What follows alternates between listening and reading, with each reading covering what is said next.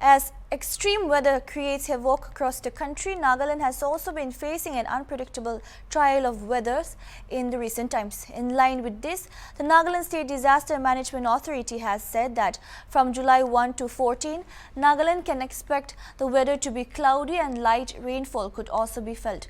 Currently, most of the districts in the state are placed under yellow alert, and Kifire district has particularly been put under yellow alert on 2nd of July. Longlang district has orange alert on 12th and 13th July. Meanwhile, taking warning from the recent disastrous development induced disaster in Manipur, where landslide killed many people, the authority said that string geotechnological assessment are very crucial for development work, and proper and thorough planning are necessary before development works. Hornbill TV had a talk with NSDMA OSD Johnny Rongmai to know more about the state's weather condition. For the weather forecast for the state of Nagaland for the upcoming days? Yes, we do have. Yeah. All right. So we've seen that just particularly for the state of Nagaland, I mean, it's so sunny, and then all of a sudden there is heavy downpour. Again, it gets back to normal. So could you please update us on the coming days weather forecast, sir? Yeah, we have the extended weather forecast from yesterday to till the 14th of July. Are these weather forecasts, how are they published, sir? And then how do we, how is it that the department gives updates as to the weather forecast, sir? Yeah, we have all the weather systems in place. Okay, sir. We have our automated weather stations across the state, through which weather data are being generated. All right. And using the algorithms, we do the projections or trajectory. Yeah. All right. So according to the data that you have, is there any red flags or orange flags that needs to be taken care of by the public in the coming days, sir? Yeah. See,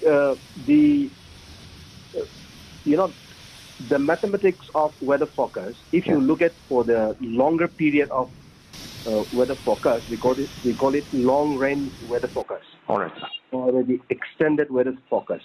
Okay, sir. If we are looking at the long range or the extended weather forecast, the accuracy needs to be determined.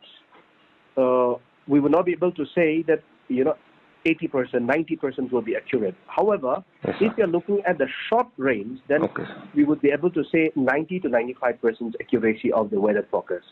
However, now you are asking me about the extended weather forecast. Yes, sir. So this could be more or less, between the range of 75 to 80% accuracy. Okay, sir. So if you really look at it from today, the 1st of July till the 14th of July, yes, sir, across the states in every district there would be partly cloudy and light rain. All right. Almost every day. Okay, sir. Now, when we talk about the green flag, yellow flag, and orange flag, and red flag, yes, sir, at least in the context of Kifri, okay, sir, say even tomorrow, yes, which sir, is 2nd July, is yellow flag.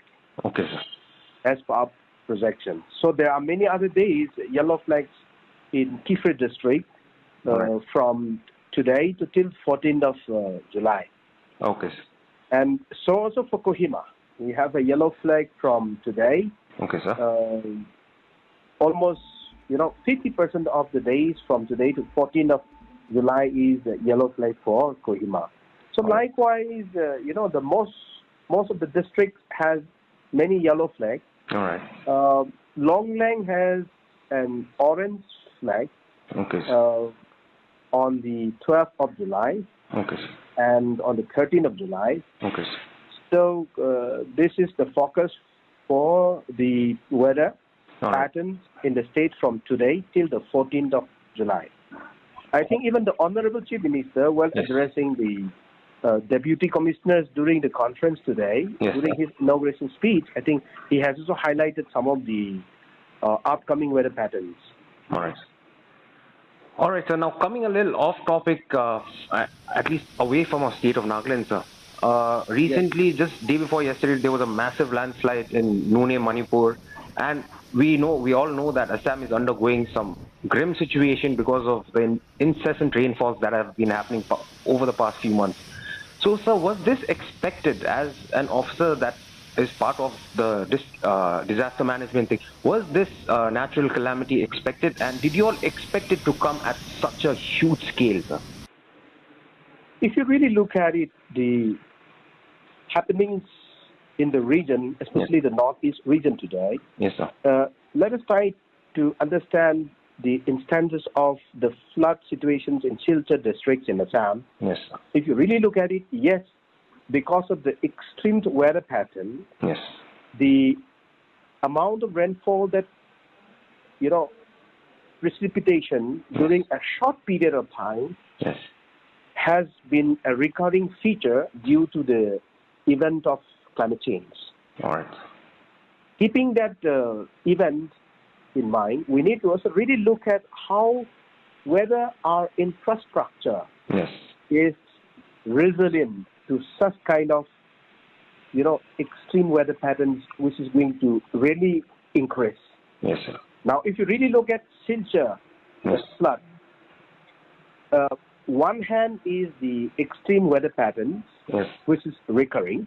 Yes. At the same time, the infrastructure, the ground infrastructure, when I say infrastructure, Yes. it's starting from drainage, Okay, sir. starting from, how wide is the water passage that we have kept in the city or in the town is very important. When the waterways are narrowed down because of some of the infrastructure development, naturally we are aiming for kind of flash flood that we have seen All right. in the Silchar. Okay. Now coming to the recent yesterday landslide, Yes. and that could be developmental induced. Please take my word. Developmental induced disaster. All right, sir. Now, before any developmental work that Yes. needs to be carried out, maybe Yes. road construction, maybe railway construction, we need to have a very strong geotechnological assessment or investigation. All right. I do not know whether those contractors who have constructed the railway stations have done a very scientific geo-investigations All right. before they, undertake any cutting on the hillock. All right. So yesterday's event is the developmental induced disaster. All right. All right, so you've made a very strong point right now, but then if you look at it and if you look at the pace India is growing, we are really looking forward for development. Does that mean that development too has its price to pay if not well managed and planned? That's very, very important. That is why we talk about mainstreaming of disaster risk reduction, component in every developmental project. If you really look at the Sendai framework, we have the international framework called Sendai framework, All right. which most of the countries are the signatory to that framework. Okay. If you really look at it in the Sendai framework, there is a very strong component of mainstreaming disaster risk reduction component into any developmental work that is to be undertaken by any agency. All right, sir. So, all right, sir, you just talked about this certain regulations that the particular contractor or a firm should take. But, sir, who are the authorities that actually inspect all these projects, sir? See, each project has an owner. Okay, sir. Now, if you really look at the railway station or the railway line that had, encountered a developmental induced disaster yesterday, Yes. I'm sure the Ministry of Railway Yes. will have many expertise within their ministry Okay. to really look into those matters. Okay, sir. So each department will have a committee, a technical committee, a screening committee for each of these components. Yes. I will give you one example.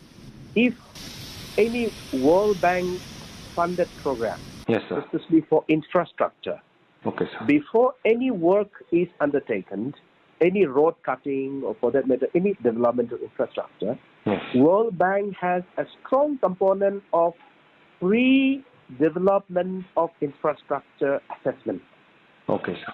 which has a very strong component of disaster mitigation and risk reduction. That's all we have for now. Keep watching Hornbill TV.